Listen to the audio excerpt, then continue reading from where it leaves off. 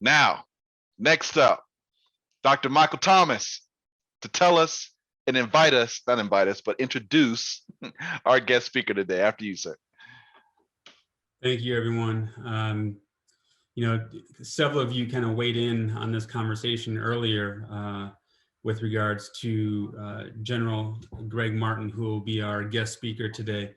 And when he and I spoke a couple of weeks ago, maybe it's a little longer than that, sharing with me what his topic was, I was deeply moved by hearing just a little bit about his experiences and then what he's done, you know, post-military and how he's committed to this work, really helping to support many individuals who experience mental health concerns. And I shared with him his experience is something I've had to go through personally with my own sister, and still continue to support her in a variety of ways because this is a lifelong journey that she will be on to manage, you know, being bipolar. So it is something that I think every one of us probably has seen, maybe more so in the past year with COVID putting a lot of us in extreme areas of isolation and struggling with, you know, what those feelings are going on inside, or whether it's ourselves or our family or our friends, especially our students who have been cut off from their peers, and what that has done to their social emotional learning.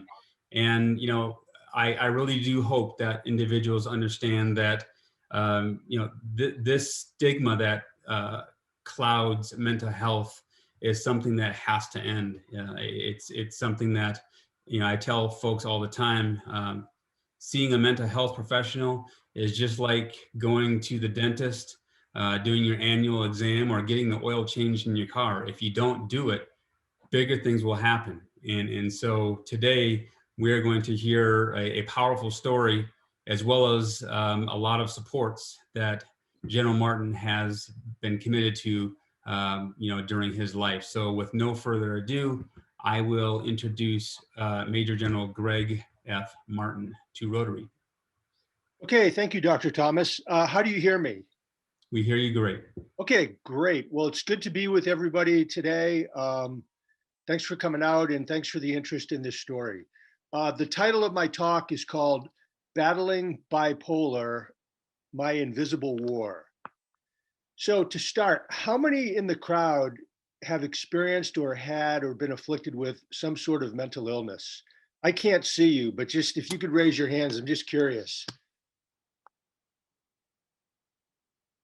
The numbers are very, very high. The number of bipolar people who suffer from bipolar range between 5 and 10 million just in the United States. And unipolar depression is far, far higher than that. How about people who have had a family member who has suffered or been afflicted with some kind of mental illness?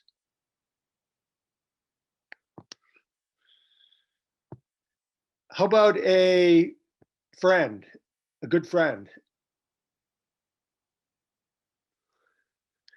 How about a colleague at work? If you take all the statistics, if you take bipolar, and there's a range of numbers from about 5 million to 10 million who are suffering from just bipolar, not counting depression, schizophrenia, PTSD, and all these others, the range is that there's more than the entire population of the United States has been touched, either themselves, family, friend, or colleague. And that's just bipolar.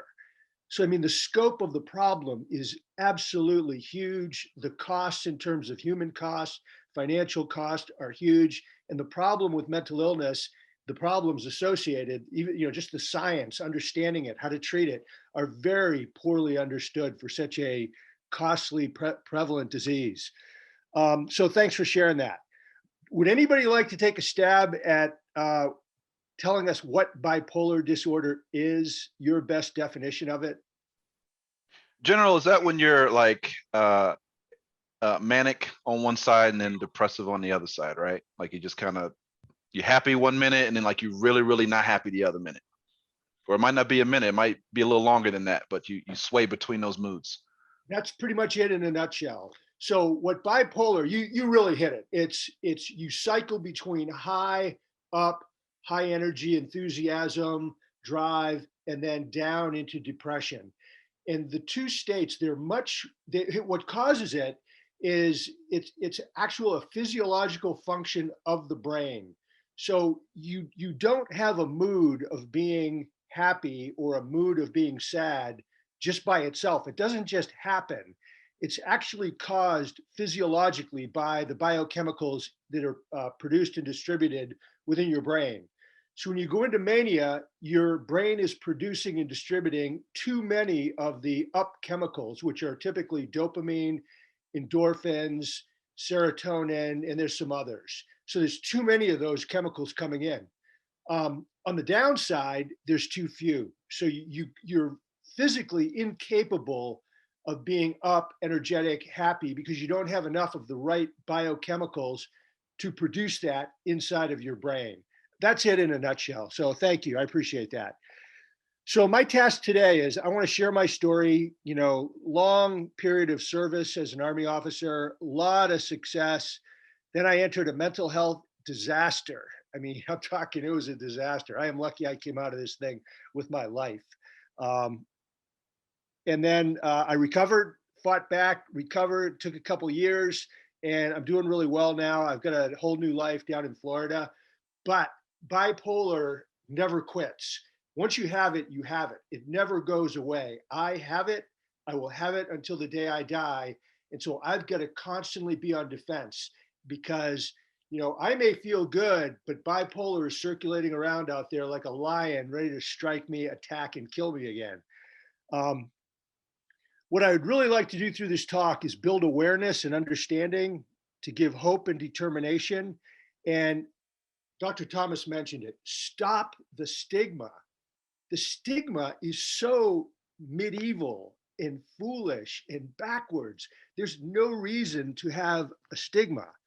And I want to do all this to help save lives, save marriages, families, careers, finances, and more.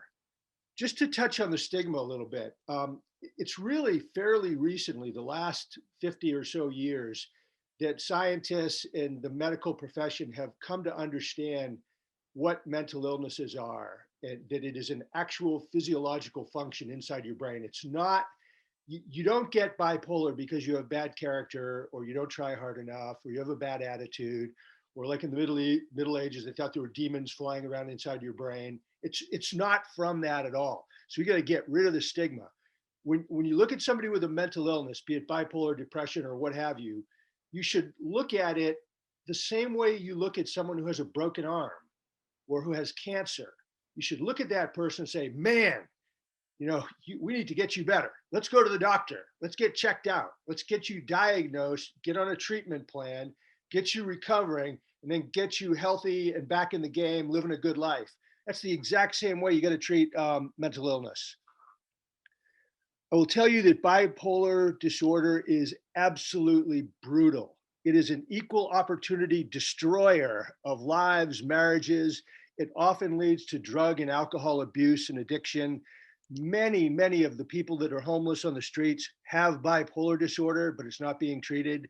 Many of the people in our prison population have bipolar disorder.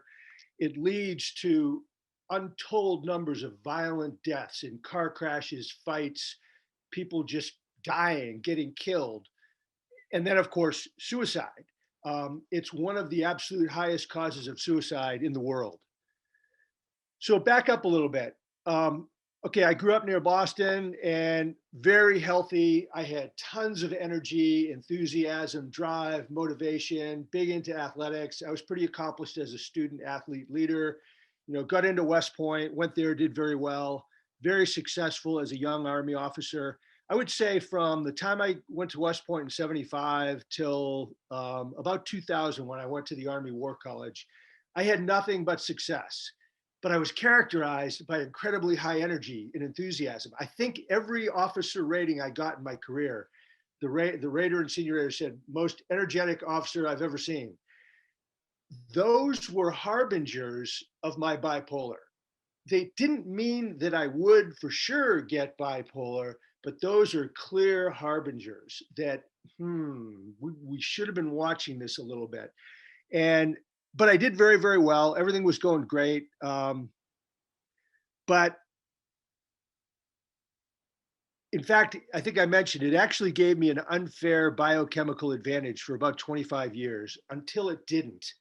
And where things changed were my oldest son in 2000, he came down with severe bipolar. We almost lost him. He had a plan to kill himself, severe mania, severe depression.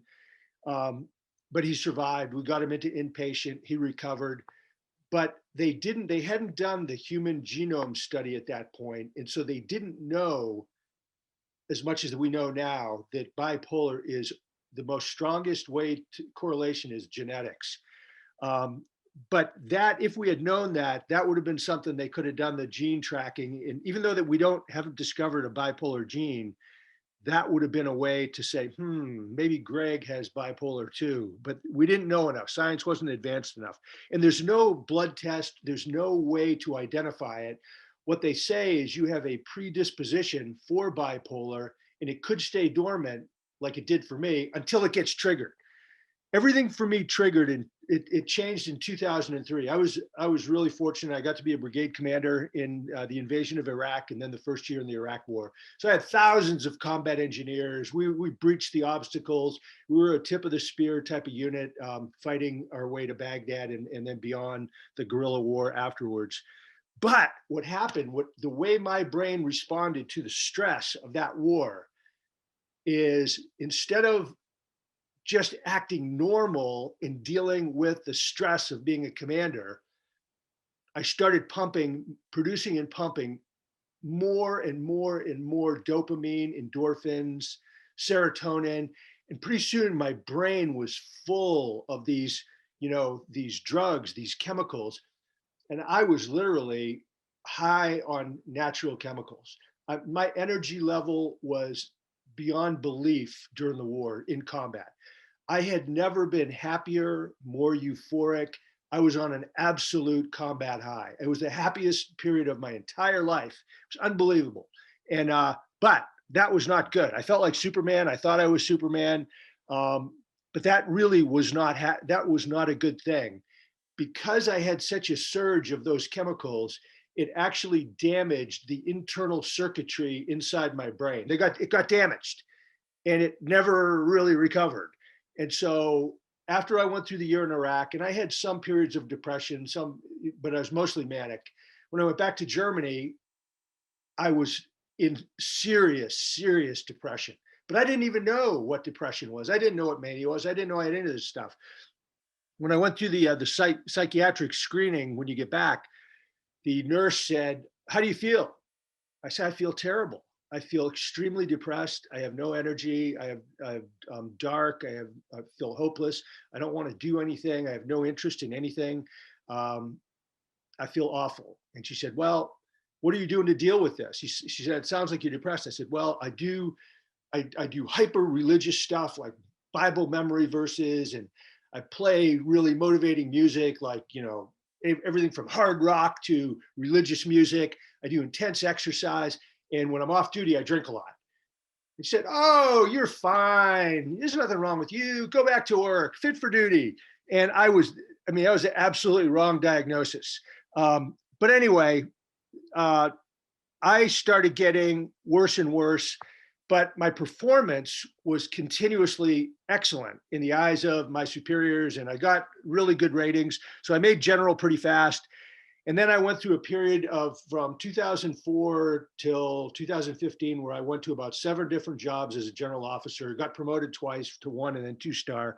But the problem was I was getting higher highs and lower lows, and they kept getting worse with every assignment. And the assignments kept getting harder, more stressful.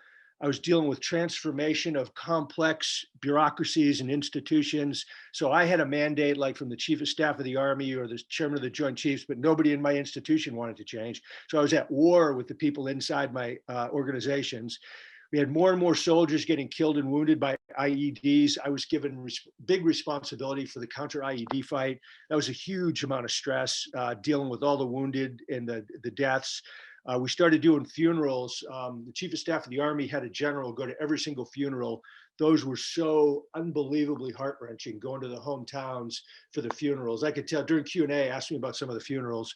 And then my own two of my own sons enlisted, joined the Army, and were off in the combat zone. So all of that stuff together, given that it was like putting fuel on the fire of my bipolar, and I got worse and worse and worse until by 2014, I was the president of National Defense University. I went into acute mania.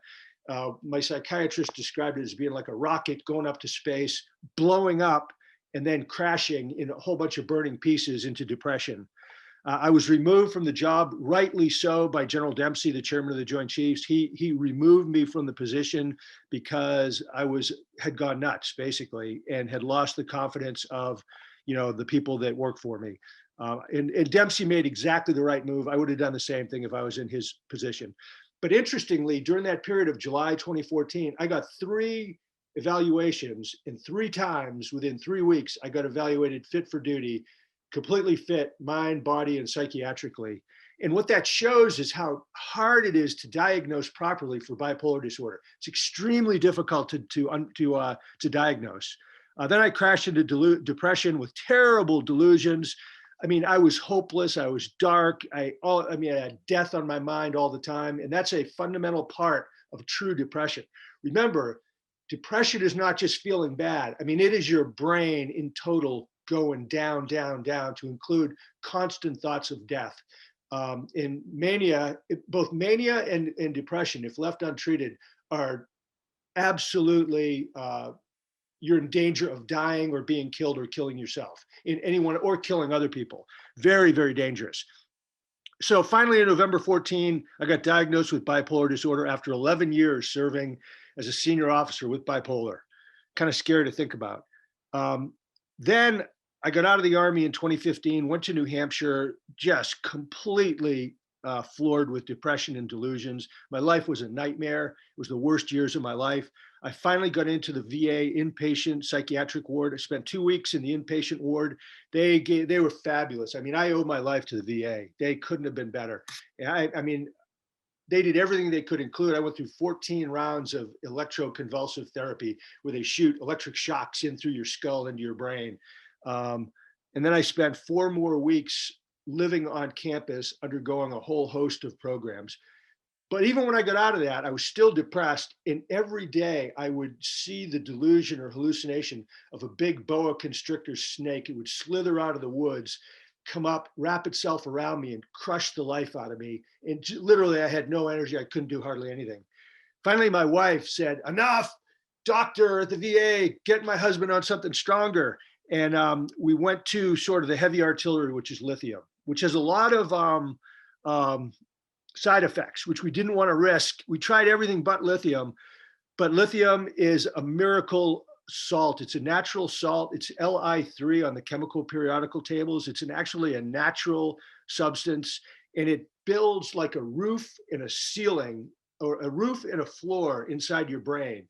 A roof so you can't bounce up into mania, a floor so you can't fall into depression. Within a week of taking lithium, I felt 100% better. Within 2 weeks, I felt like my old self. I still had wobbly legs. It took me a while to kind of rebuild my life and become a normal human being again, because I was traumatized by the whole experience. But we moved to Florida. That was in September of 2016. Florida's beautiful, warm, sunshine, Cocoa Beach, laid back. It's great. But your new life as a bipolar person, you've got to take your medications religiously. You've got to work with your doctors. I call it the 5 Fs: faith, family, fitness, friends, and fun. You got to balance and do all that stuff. You got to sleep well. And then the social aspect of making a friend, being a friend, hanging out with your friends, that's huge. I noted that I am in a, quote, forever war. And bipolar is totally treatable. It's a medical condition that can be treated, and you can have a great life. Tons of famous people have bipolar, but you have to do your part. You have to be disciplined. You are in a life and death fight. And if you give up, there's a good chance it's going to come back and whip your butt. It can strike anybody. If somebody gets it, again, get help for them, like cancer or a broken arm. do not blame the afflicted person. It's not their fault. People don't deserve to get bipolar or depression or any of that stuff. And stop the stigma. I mean, we got to get rid of it, man. It's just stupid. I mean, maybe back in 1500 or something, it made sense, but it doesn't anymore. So people are embarrassed, they're ashamed. Why? It's a physiological thing inside your brain. It's nothing to be ashamed or embarrassed about. So anyway, I've taken it upon myself. This is my mission. I've written a book. It should come out sometime this year. The book will be tons of detail. I just wrote an article that was published a week ago in the journal Task and Purpose. I think it's on your site. Basically, if you read that, you'll hear everything that I just told you, plus more. And so I'm going to write and speak about battling bipolar for the reasons I talked about, give people hope and courage, inspiration. And that's my new life mission. That's all I have. Over 20 minutes, I think, or even, was it less? 19 minutes, General. That's great. Outstanding. Outstanding. Thank you for your service. I think a lot of people, people that aren't in the know, that aren't part of the military community, think that a veteran that is suffering is somebody who may have like a visible thing that they can see, missing limb or, a limp or something like that. But, the mind, that's if the mind goes, you go, right? So I'm really glad you're able to recover. And thank you for coming to talk to our club today. Thank you to all the veterans that we have on this call. This is a very veteran heavy Rotary club, so you're in the right spot. We hear you. We hear you. Do any of my fellow Rotarians or our guests have any questions for General Martin? Right. I do. Greg, this is Miriam and Steve Schambach from the War College. Good to see you again. Amazing story. Thank you for your honesty and vulnerability at sharing. And I think it's going to do amazing things as you put that out there and minister and serve and all that you're doing about your disease. I don't know what you call it. Do you call it a disease? Yeah, I mean, they call it the name used to be manic depressive illness. Okay. And so that was the name for a long time. Then for some reason they changed it to bipolar disorder. But most of the doctors that I've dealt with, and I've dealt with tons of psychiatrists now, they call it a disease. Okay. Well, other people call it a malady, like a brain malady. Good question. Thank you. My question is, when did your wife, and forgive me, I've forgotten her Maggie? name. Is it Maggie? Yes. Yeah. When did she begin to suspect or wonder what was going on with you? Great question. So she wrote a really good piece that's in the book. There's a chapter on the effects on family. And she described it like being like a frog in a pot of water that slowly gets warmer and warmer and hotter. But she didn't realize that I had any kind of a mental illness or bipolar or anything until July of 2014, when I basically went nuts. And, General Dempsey, who I love to death, he's my hero, mentor, friend, everything. He did 2 or 3 assessments of the command climate and things like that. He did a 15-6. He was very deliberate and careful in his movement on what to do with me, because he didn't just believe the allegations. He made sure, and he came very clearly and confidently to the conclusion that Gregg has problems. He has medical, psychiatric, emotional problems. I need to take care of him by pulling him out of this pressure cooker job, get him into medical treatment, and I got to take care of the organization and put someone in who is mentally healthy.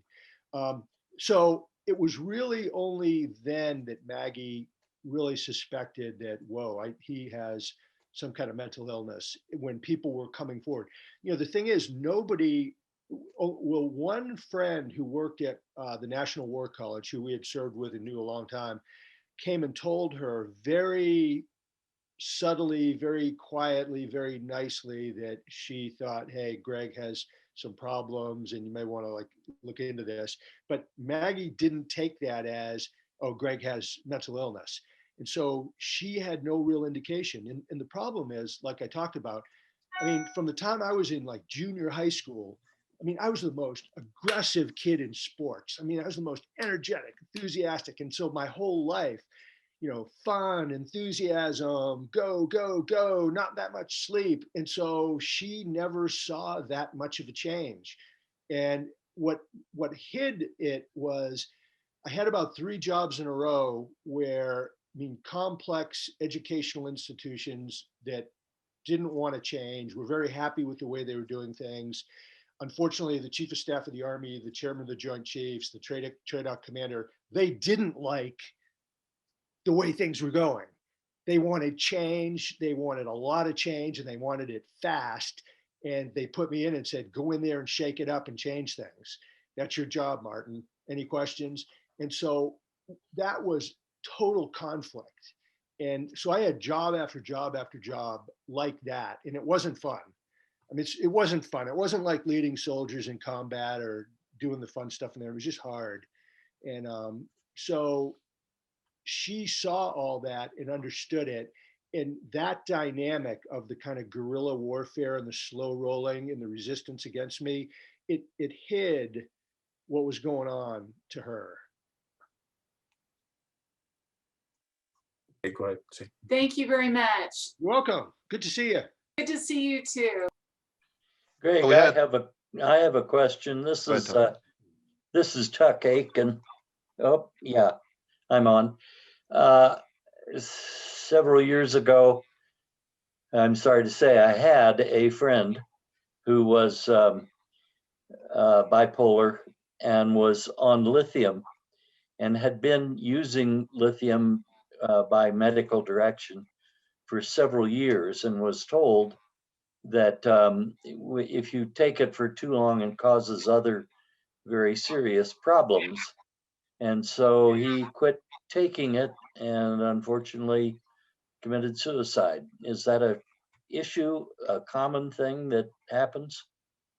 Yes, it is. So lithium is probably the best tried and true mood stabilizer for people with bipolar. It is probably the best. And it was sort of discovered and certified medically in the 1950s. But there are side effects, and it can lead to problems with your kidneys and your liver. So once a quarter, you take blood tests and make sure that the levels are correct within certain bounds. And so I go in and take a blood test at the VA, and I love the VA, even though they get a lot of bad press. They've treated me great, and I think they're good at psychiatric veteran stuff. But I go in and they check the blood level and the amount of lithium, and they've got a table and a chart. And every time since 2016, they said, I'm good to go. The other things it did to me is once I started taking it, my balance just went to crap. I mean, I had no balance. I mean, I crashed. I was riding my bike and I crashed. Like, I kept crashing my bike. I had no balance. My coordination was terrible.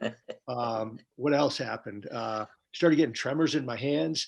I put on 10 pounds, just belly weight.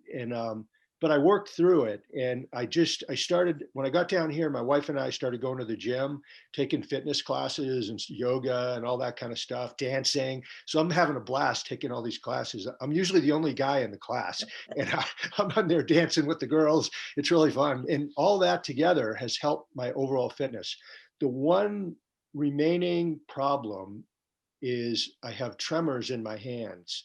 So that's kind of a pain in the butt. Like if I'm eating something, my hand shakes, my writing is terrible. But the way I look at it is, it's a small price to pay. And it's a reminder that I have bipolar and how lucky I am that the lithium has healed my brain, even though I get these tremors. Now, to your point, so you have to watch all that stuff. There are negative side effects. If you take an overdose of lithium, it can kill you. It can absolutely kill you. So lots of bipolar people, they love hypomania, which is a low level of mania, which feels good. It's better than being on cocaine. It is better than any drug on the market. Ecstasy, cocaine, no comparison. So people get addicted to hypomania and then high performing levels of mania. So you can have a level of mania where your performance is very high and you feel great, but you're manic. And so you're like Superman. That's how I was in Iraq. Feels great. It's unbelievable. So when you take lithium, it puts a cap on that and it prevents you from going into mania. And people miss the mania. They say, man, I miss that. I want to get high again. It's like being a cocaine addict. And so they say, oh, I'm going to stop taking my lithium. I don't like lithium. It makes me, I don't feel happy anymore. So they stop taking it. And typically the bipolar comes roaring back more powerfully than it did prior to the lithium. And your brain circuitry has changed. The lithium has changed things. Now the lithium's gone, your brain changes again. You say, okay, I learned my lesson, I'll start taking it. That doesn't work anymore. And they got to go back to ground zero. It's typically 10 to 15 years to properly recognize, diagnose, treat people for bipolar. I mean, it took me, 2003, and the Army Medical Board and the VA said, your triggering event was the Iraq War. I mean, they did a big, long study. It took them over a year. They said that was it. But it still took till 2014, 11 years later, until they said, you have bipolar disorder. I was undiagnosed that whole time. And then it took 2 more years for them to finally get me on the right medication that helped me. So what does that add up to? 11, 13 years. So it's a very common problem, and it is a bad problem because it really, really screws people up when they stop taking the drug that's working. Yeah. Thank you for that answer, General. So it is 1:30. I'm going to officially go ahead and adjourn this meeting. So you all have a wonderful weekend. But if you want to stay here and keep asking questions, I'm leaving this room open because I know we're in the middle of asking General some great questions. So enjoy your weekend. We'll see you all next week. So with that, do we have more questions? Yeah, I got a question, Rodney. Go ahead. General Martin, quick question. If you have one of these DNA tests, 23andMe, let's say, can they actually look at your genome and say you're more susceptible to bipolar or not? No. You know, I'm going to tell you, I really don't know. I should get the answer to that question, but I actually do not know. You don't know if it's hereditary or not.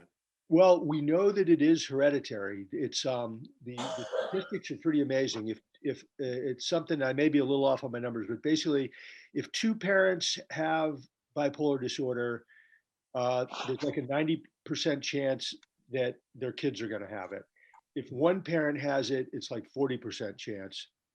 So it's definitely passed through genetics, but they've never found the DNA marker that indicates, here's what it is. Like what I would like to see is you can take a blood test and people can know I have this, because if you know you have it, and then you know what all the early warning indicators and markers are, which we actually know, then you could tell somebody, hey, you need to back off the throttle. You're not getting enough sleep. You're working too hard.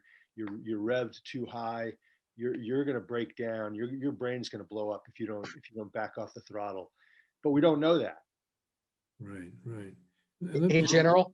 Question. Is it more common today or is it just better identified? Yeah, this meeting's almost over. That's is it more common or is it just that you're identifying it more? I don't know. I haven't seen anything official on that. I would guess it's probably about the same as it's always been, I think, but I think we know a lot more about it, but that's just speculation. Okay, thank you. Hey, General. Go ahead, Jeff.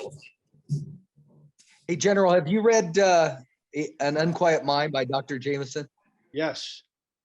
I mean, because that's probably, in my opinion, the best book from, because yours isn't out yet, of course, but it's the best book written from a personal perspective as somebody's going through it. And it does an awesome job of helping people understand the roller coaster ride that bipolar is. I agree. It's incredible. And she's such a great writer, and it's so personal and it's easy to read. And it's a magnificent book. There's another book. While you're talking about books, there's a guy who I'm actually in touch with now, and we're gonna do some collaborative work together. His name is Nasir Ghaemi. He wrote a book called a first-rate madness, and it's about the linkage between mental illness and leadership. Put it out a couple of years ago. It's absolutely brilliant, and it's divisive. There's a lot of controversy in the psychiatric community because there's a lot of psychiatrists that say, "Oh, you're not authorized to do psychiatric analysis unless you see the patient face to face." Then there's a whole nother group that say that's a bunch of crap. I can learn more about a patient by reading their memoirs, their letters, interviewing people, finding out all about them historically. I know more about them than I could ever learn just from seeing them as a patient for 1 hour. So he wrote about all these famous leaders. Like, for example, I mean, Winston Churchill had severe bipolar disorder. William Tecumseh Sherman in the Civil War, severe bipolar. And he talks to all these different people. And he's got an argument that says people who have a serious mental illness, either serious depression like Abraham Lincoln or bipolar like Churchill, they have an advantage over their normal healthy peers when it comes to crisis leadership.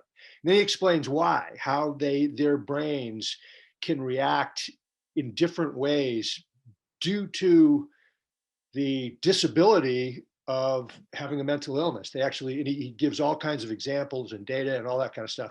So anyway, I got a hold of him, and he wrote a really good endorsement for my book, and because he's fascinated with the military, and so we're going to figure out if we can like do a project together, or write a paper or something like that. But check that one out, A First Rate Madness. I find it to be really, really good.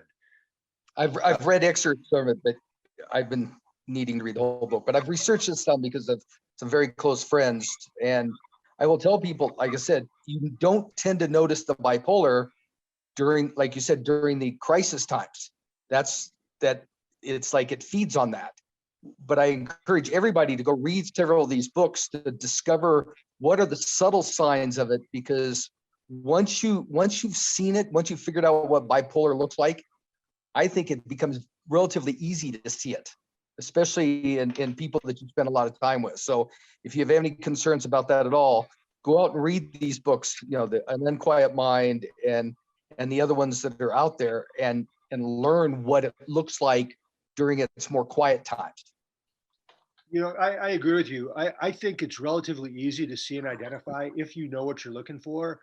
Like now that, I have severe bipolar and it almost killed me, and I've recovered from it, and I love psychiatrists and therapists. I love talking to them. My sessions I always have a list of questions and ask them all kinds of stuff. And I can pretty much look at and see people who have bipolar disorder, and because it's easy to see. General Martin, does it affect both men and women equally? It's a teeny weeny bit lower for women, but it's basically, it is an equal opportunity destroyer of lives, marriages, families, finances, careers. It's male and female is virtually equal, with just, a teeny weeny, it's like less than 1% difference, women a little bit lower. It has no difference with racial background, no difference on socioeconomic, income, college education, nothing. It's the same. George, you have a question? Yeah, Greg, it's good to see you, my friend, and it's good to see you well. The question I have is how you weren't just a regular guy, you were a general officer, a lofty position with a lot of power at the top of the organizational structure. How did your position as a general either help or hinder in terms of getting diagnosed and getting into treatment? I would say my position and the fact that I was performing at a higher and higher and higher level as I got more and more manic until the rocket ship blew up in space. But I would say from 2003, and then I made general like the next year after brigade command, I had, I think it was 7 general officer jobs, and my performance in each of the jobs got higher. And as I learned as a general, I could make sense. I knew what I was doing. I was experienced as a general officer, how to work at the strategic level. And I got better and better at my job as I was getting more and more manic, and I was getting more and more bouts of depression, which I told you how I self-medicated. It's amazing to me how the self-medication, I was able to keep myself going because I didn't know I was depressed. I didn't know I was manic. But looking back now, I was more manic than depressed, but I had a lot of depression and I fought through it just like, just a warrior attitude. I mean, drinking helped, power verses from the Bible, listening to Bruce Springsteen or some religious song or, doing intense exercise. But it basically, I think people looked at me and said, man, this is the smartest guy we've ever been around. He has more energy than anybody we've ever seen. He knows what he wants to do. He has a mission. He has a vision. He has the 100% backing of the chief of staff of the Army or the chairman. And I'm not going to get in his way. I'm just going to try to, do this. I'm going to try to do this stuff. But then you had like little bands of guerrillas that tried to stop all the progress because they thought it was bad. But I had a great comment. I went back and interviewed a bunch of people that worked for me, and one of my aides at NDU said, it was a great comment. He said, I used to go in and talk to the ambassador, who was the senior vice president. We'd say, and this was like when I was really going crazy, and they're like, he seems like he's going crazy, but he's the general, but he's not only the general, he's the genius. What are we going to say to him? He's double G. And so it was really an impediment. I would say also, I had a medical corps guy at NDU when I was completely out of my mind. And he didn't, and I was with him every single day. And he didn't notice, he did not recognize that I had bipolar disorder. He thought I had a real sleep problem, which I did because I was manic and I wasn't sleeping. I was sleeping like 2 or 3 hours a night because I didn't need any more sleep. And so he said, hey, you have a sleep problem. I said, okay. And so he thought it was lack of sleep contributes to mania, but the reason you're not sleeping is because you're manic, if that makes sense to you. It's like when you're manic, you want to drink because it makes you feel better. And then the drinking makes you more manic. When you're manic, you want to get into intense religion because you feel close, because you feel like you're on a mission from God. But when you get into the religion, it makes you more manic. Everything is this upward cycle. So I'll answer the final part of your question. When I did go into Walter Reed and I met with 3 different doctors, 3 different appointments and evaluations, all of them, they spent over an hour with me, and I was in a state of acute mania. But when I was in there talking to them, I wasn't jumping around. When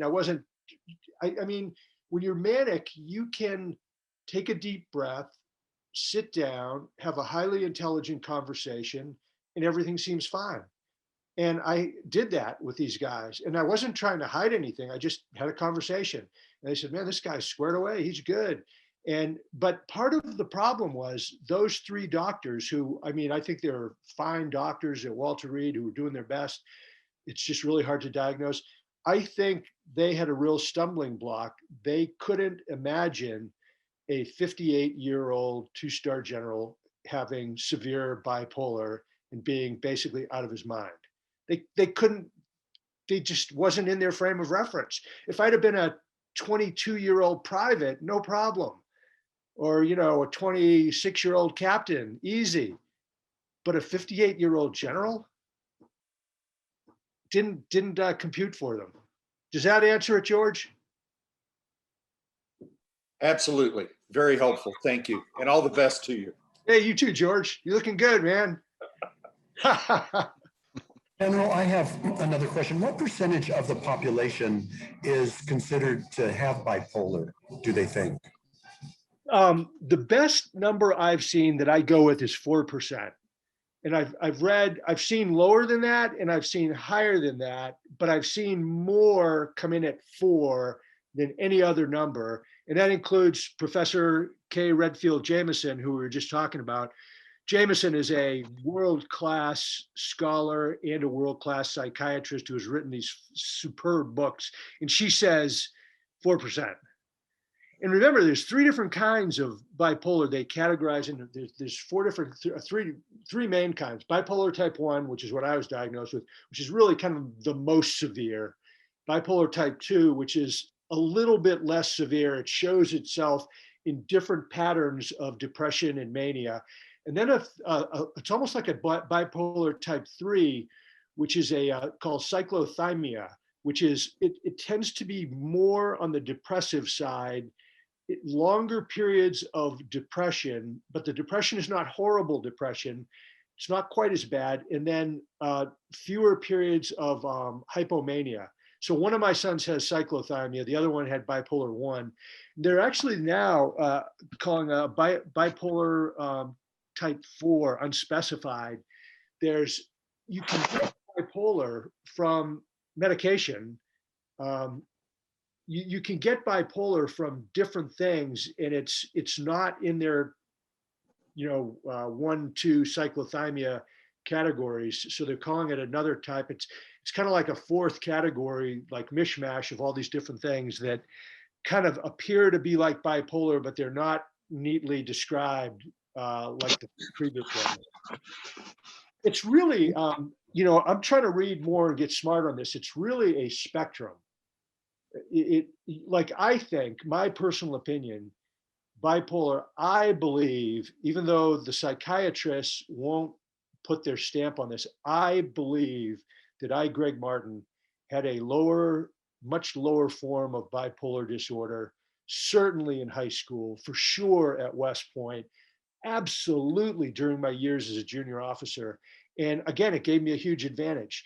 They won't call it bipolar because it doesn't meet the rigorous, strict criterion of DSM-5, Diagnostic Statistical Manual 5. It's the Bible for psychiatrists.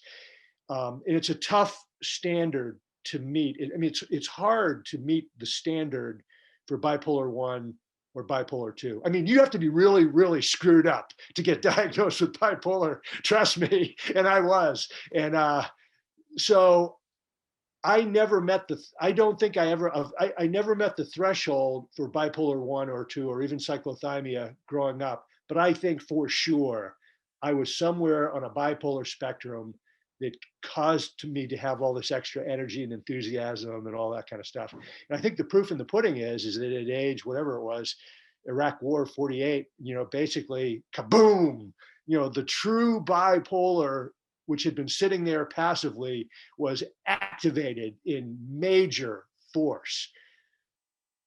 Hey, Randy, Greg, go ahead and ask your question.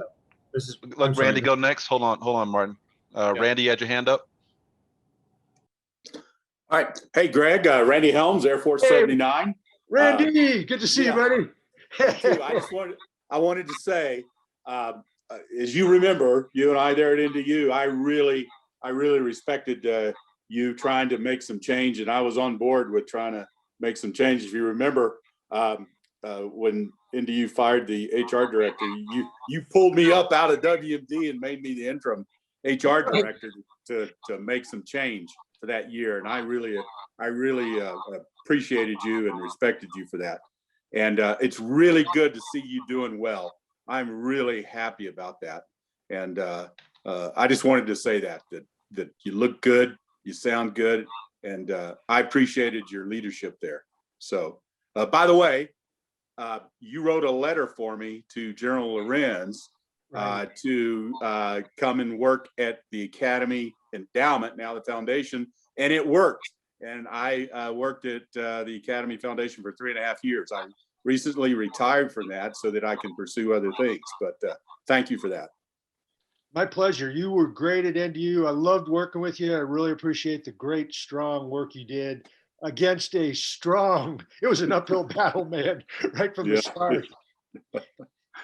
Good. You look good. I just wanted to say that. Thank you. Thanks, Randy. All right, Martin, you have one? Oh, Greg, Martin, I'm probably the only guy who's actually read the draft of your book. It's a really good book. It's going to be a really important read. But, you touched on this a little bit along the way, but when I knew you well, 25 years ago, I guess we were together at Carlisle, you asked me on a phone conversation a while ago how I perceived you at the time.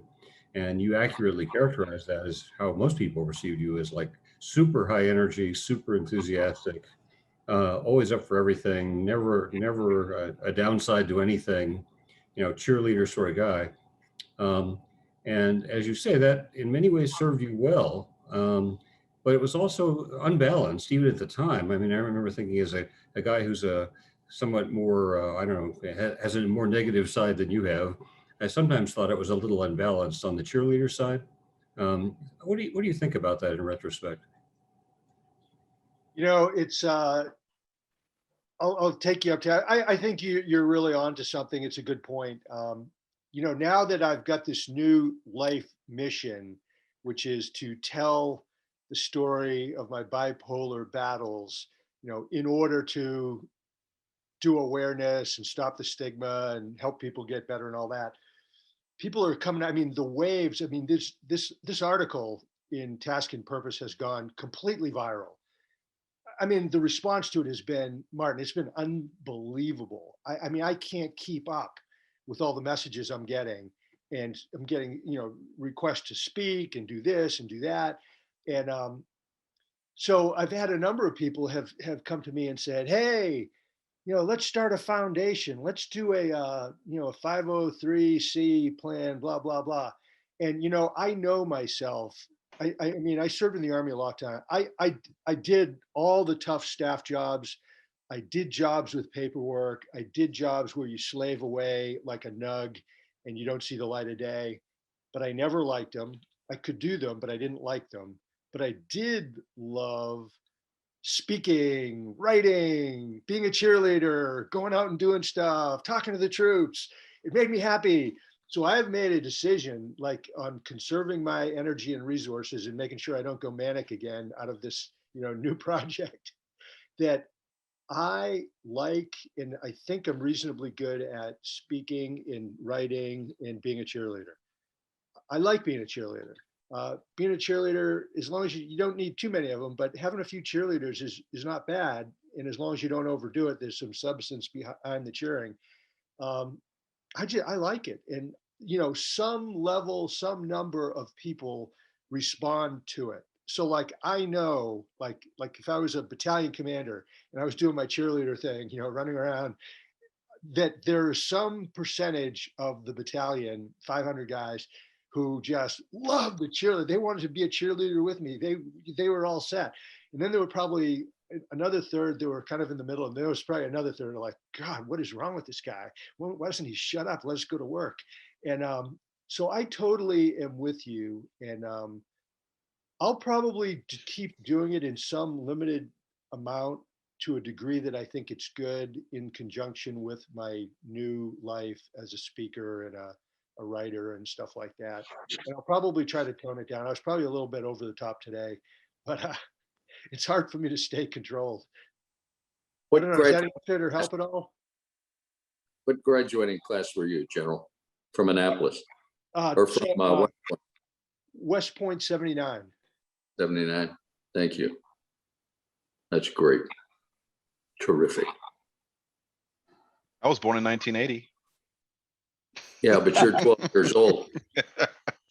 Hey, you know, Greg, I hope at some point you'll pick up this other theme that you touch on in the book quite a lot about how this served you well until it didn't. I mean, I think that's a fascinating thing to see, and in particular in the combat environment where you were running around like a crazy person running combat engineers. I mean, that was functional for you, and a person with a different personality and perhaps without even the bipolar might have not been nearly as effective as you were. Yes, Jeff.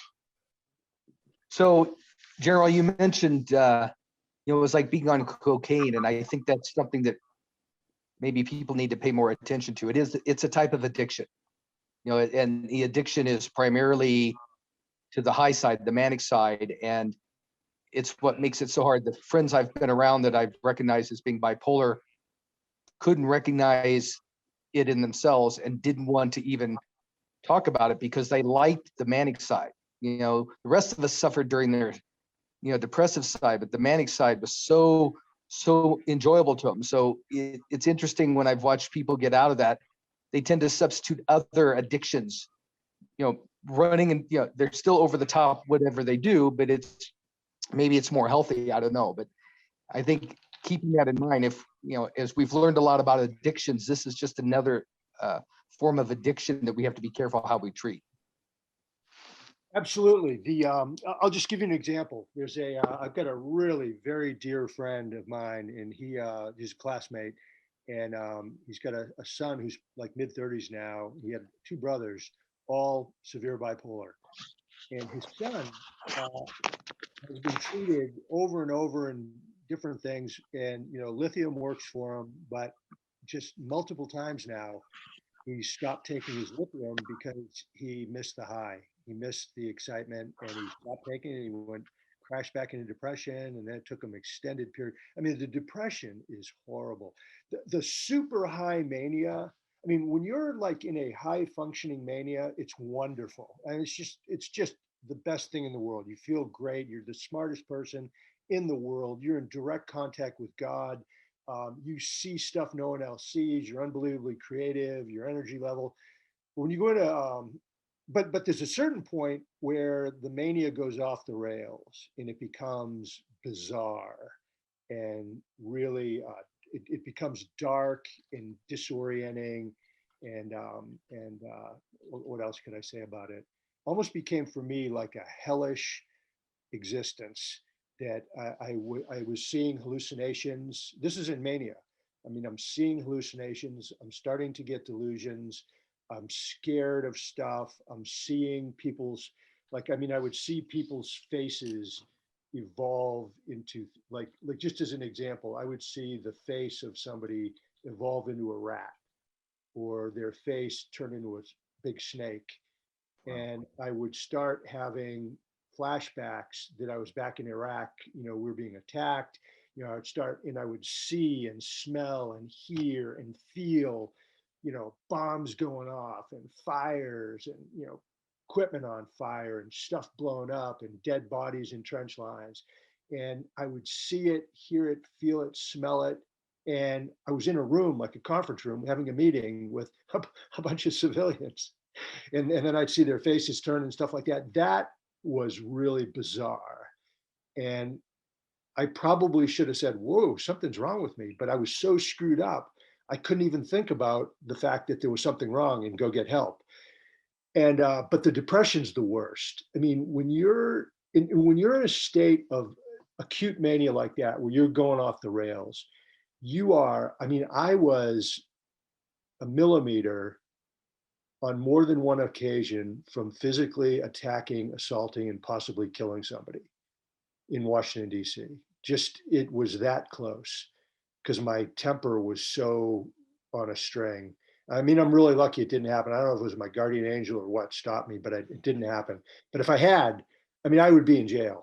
Without a doubt, I'd be in jail. I'd be one of the bipolar guys in jail. But when you go into, and so you're really in a life-threatening spot, both for yourself and for killing or hurting others, when you go into intense mania. And then when you go into depression, I mean, you have no willpower, no hope.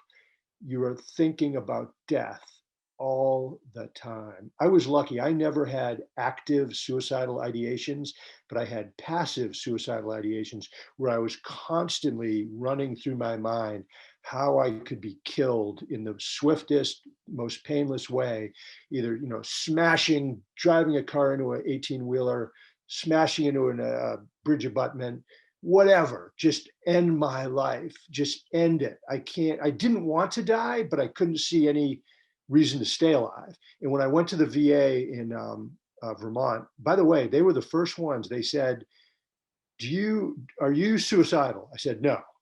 Do you have a plan to commit suicide? No. Do you have morbid thoughts of death and dying? And I said, yeah, as a matter of fact, I do. I have them all the time. I have them every day. And they said, aha, you have passive suicidal ideations. We need to lock you up in our inpatient ward. And so, they pretty much helped me work through that. But depression is just terrible. It's the worst thing. No energy, no desire to do anything, no drive to do anything. Awful. So I know we have another question from Mr. Finkelman. I have another appointment to get to, and I need my Zoom back. So I am going to give authority to, hey, Joe, you going to be here for a minute? Yeah, I'll hang out. Okay, Joe, I'm going to transfer host authority to you for this call. so you can keep it running as long as people need it. General, thank you so much for everything that you're sharing with us. Thank you for our service, for your service to our country. Freedom isn't free, and you definitely, you and the people you've led and everybody who has served before and who will serve after you have paid that price. So thank you, my brother. Thank you. Hey, you're welcome.